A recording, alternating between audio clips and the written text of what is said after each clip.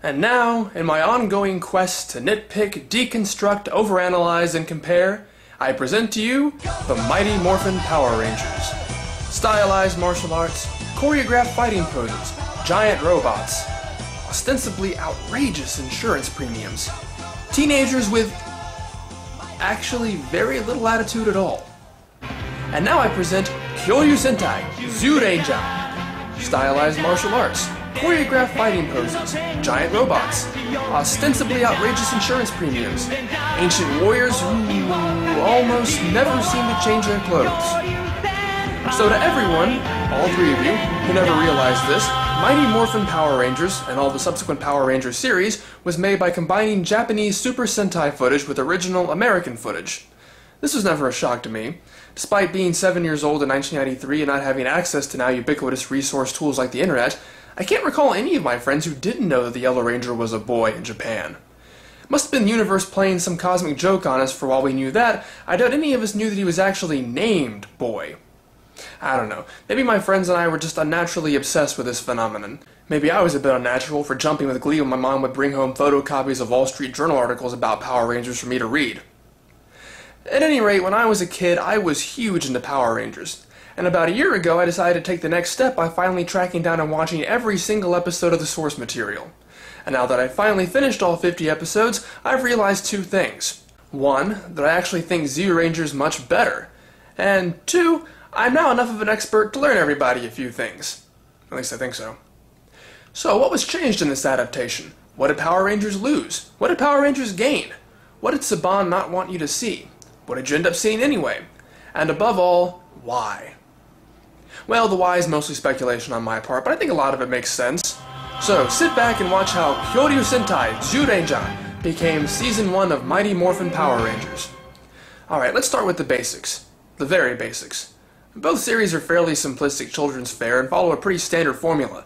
5 youths face some conflict or helping out a child with their conflict. An evil witch creates a monster to capitalize on that.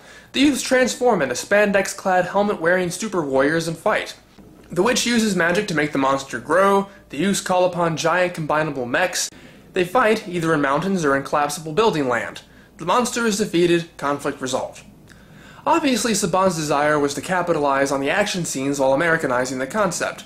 Of course, it was very fortunate that the heroes were often wearing face-concealing masks, replaced the footage of the original actors with American actors, effortlessly redubbed the lines of them in costume, replaced the soundtrack with unceasing synthesized rock guitars, and voila! New but similar show. Funnily enough, though, they went the much more direct route with the villains, simply dubbing over the Japanese actors rather than creating new footage. But while the day-to-day plots were often pretty similar, the overall plot was much, much different. In Zyuranger, we eventually find out that the witch Bandora was originally a queen in prehistoric times, whose son Kai was killed by a dinosaur because he was a dick and liked to bust open dinosaur eggs for fun. In her grief, she became a witch to get revenge by making a deal with Satan. Seriously, the big floating head is named Dai Satan, or Great Satan.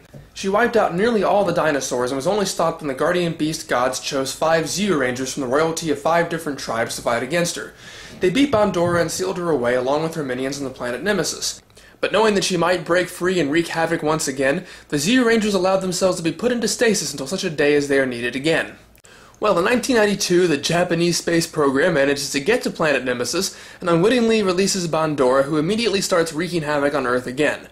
Barza, the wizard overseer of the Zyurangers, who now works as the maintenance man of an apartment building, hey, you gotta pay the bills somehow, reactivates the Zyurangers, and they once more leap into the fray, reawakening their old powers bit by bit in an effort to stop Bandora again.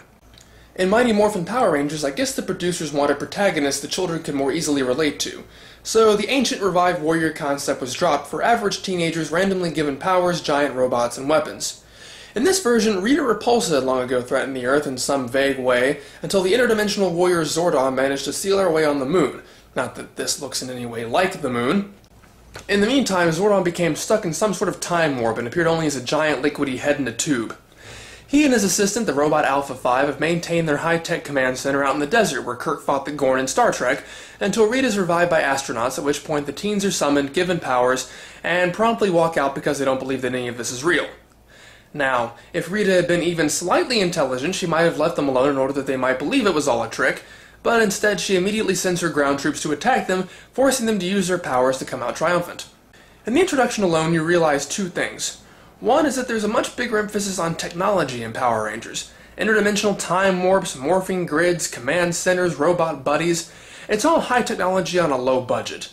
Zyuranger, while having the high-tech looking mechs, is very much rooted in fantasy. Wizards and witches, stone chambers, shelves filled with ancient tomes, warriors from prehistoric times. One's not necessarily better than the other, although Power Rangers is admittedly more consistent, but it does create a totally different tone. The other thing that immediately becomes clear is that Zyuranger has a build to it, while Power Rangers, probably because this is an untested formula, jumps right into showing off all the cool toys. In Zyuranger, the warriors first start off in hand-to-hand combat, then they have to go on a quest to revive their melee weapons, then they eventually get their guardian beasts, and it isn't until the 6th episode that they're finally able to combine into Daijujin, the great beast god. In Power Rangers, they get their powers, their Zords, and combine into Megazord all in the same episode, and they seem to know exactly how to use it despite never being told. And while we're on the subject of the mechs, the guardian beasts of Zyuranger are actually sentient gods who often give advice or even order around their pilots, while in Power Rangers they're just empty robots that never speak or act independently. I guess the whole god issue would have probably been a big no-no on US children's television. The early episodes were a bit rocky for Power Rangers. Like I said, they already played all their trump cards in the very first episodes, so they had all this stock footage to use but didn't have plots for. So what was their solution? Screw the story, we have action. My favorite example is with Dora Sphinx. All of Bondora's monsters have the prefix Dora. In Zyuranger, this is a two-parter where a Sphinx monster, who also had a human guise, asked children riddles, and if they couldn't get them right, he would imprison their spirits in trees. Eventually, all the Zyurangers except Geki the Tyrannoranger were imprisoned as well. It was at this point that Geki finds the dino crystals that will allow him to free his friends and combine their guardian beasts into Daijujin. But in Power Rangers, we already showed we didn't need any special crystals to combine the Dinozords, so this episode turned out really weird. The teen plot was that Jason, the Red Ranger, was trying to set a bench pressing record, but his friends kept getting in the way. Oddly enough, Rita interpreted this as proof that Jason wouldn't be able to get by without help from his friends, which is funny because I would have assumed the exact opposite. So she sends a Sphinx monster who doesn't seem to have any power to tell riddles at all, yet is somehow able to get Jason by himself. Zordon's then able to send Jason the power crystals that will bring his friends to him, which doesn't make much sense. If he could teleport the crystals, why couldn't he teleport the Rangers? The crystals are then used to create Megazord, which makes even less sense since they were already able to make Megazord. Oh, and I hope you like the footage of them using their crystals because you'll see it in nearly every episode of Power Rangers, even though the Zyurangers only had to do it once. In fact, Power Rangers love to pad out the episodes by showing the Zords transforming in every single episode, while Zyuranger usually just glosses over it to make room for, plot. I have a hard time labeling this as a complaint, though, because I admit it was always exciting to watch the Zords transform. I mean, I had the toys. Most of the time I spent playing with them was just transforming them and de-transforming them into various modes. And as long as we're on this subject, I should mention the famous roll call. Mastodon! Pterodactyl! Triceratops! Saber-tooth tiger! Tyrannosaurus! There isn't exactly an equivalent for that in Zyuranger. In unison, they grab their trinkets, do a pose, yell, and are transformed. And yes, they're called Dino Bucklers, not Power Morphers. For Power Rangers aficionados, a lack of a roll call can be a bit jarring at first, but calling out Dino Buckler brings its own sort of satisfaction. So after getting settled in, the aforementioned formula took over for a while, with Power Rangers featuring similar but usually watered down plots. Sometimes it was simply inevitable given the stock footage they were able to use. For example, if there was a monster that the Zyurangers encountered in their regular identities first, and then transformed to continue fighting, how do you handle that in Power Rangers when you can't use the setup footage but only the second half? And how do you work around the fact that Power Rangers couldn't shoot in any of the locations, namely Japan, that the source footage was shot at? Well, Saban came up with a pretty ingenious idea, actually. They gave their Rangers the ability to teleport. They would become color-coded, crackling auras of light and just move to wherever they needed to be as long as they had the communication devices that Billy, the Blue Ranger and Team Genius, created.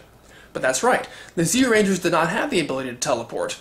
They either had to set out on foot to confront the monster, or use their road soarer motorcycles, both in civilian and transformed identities. But teleporting was a stroke of genius. It allowed the Rangers to watch the carnage from the command center, morph, and instantly be dropped right into the middle of the Sentai footage without there being too many questions. Of course, there was still something of a disconnect, but on occasion they were able to get the Monster of the Week's costume and shoot some original footage with it to help better blend the footage and stories together more successfully.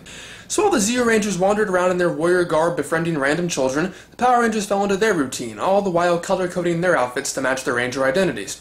They went to Angel Grove High School, Jason taught his karate classes, Zack sparred with Jason and chased girls and danced a lot. Billy awkwardly learned to fight, although he seemed just as competent as the others in the stock footage. Kimberly did her gymnastics, and Trini was the jack of all trades, fighting like Jason and Zach, helping Billy's inventions, and being a girl like Kimberly. And when they weren't doing that, they were doing service projects like karate tournaments for charity, planting trees, studying, and otherwise doing everything in their power to combat the overprotective parents who complained that the show was overly violent and a bad influence on children. Meanwhile, they humiliated the school bullies Bulk and Skull, who would end up having more staying power in the show than any of the Rangers themselves. So, Monster of the Day, new footage, stock footage, rinse, lather, repeat. Power Rangers had hit its stride and become an overnight success, dare I say far beyond Saban's loftiest expectations. It had gotten past a few bumpy starts and had managed to figure out more or less how to adapt Zyuranger into a marketable entity in America. Things had become pretty routine, and there really wouldn't be anything else to talk about at all except a sixth Ranger came along. And he was not too happy. And while it arguably made Power Rangers even more popular, Saban had to do a lot of work to make this one family friendly. A lot.